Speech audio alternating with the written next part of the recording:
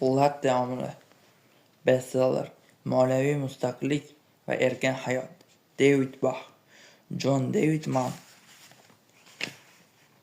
David Bach va uning Latte omili kitobiga e'tiroflar. Latte omili ajoyib asar. David Bachning strategiyalari 30 yoshimga millioner bo'lishimga yordam berdi. Bu kitobni o'qing, amalda qo'llang, keyin uni o'zingiz tanigan barchaga ulashing. U hayotingizni o'zgartirishga qodir. Grant Sebastian.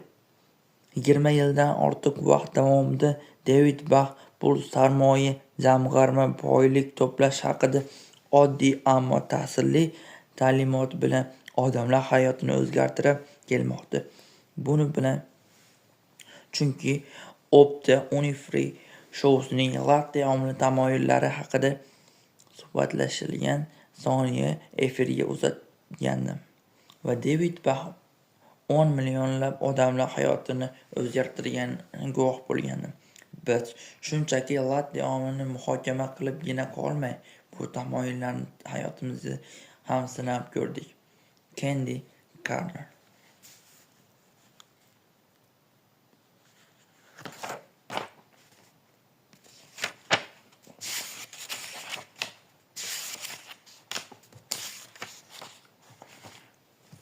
Oprah Winfrey o'zining inson hayotini o'zgartiruvchi shousida Latte omilini baham ko'rish va 10 millionlab odamlarni qamrab olish imkonini taqdim etgani uchun rahmat. Paulo Coelho. David, siz kitobni yozishingiz kerak degan so'zlaringiz nihoyat meni Latte omilini yozishni undadi. Alati Bradley Bachga 10 yil davomida shu kitobni yozmoqchiligim haqidagi gaplarimni eshitdingiz va hech qachon buni amalga oshirishimga shubha qilmadingiz. Barchangizdan cheksiz minnatdorman. 1-bob.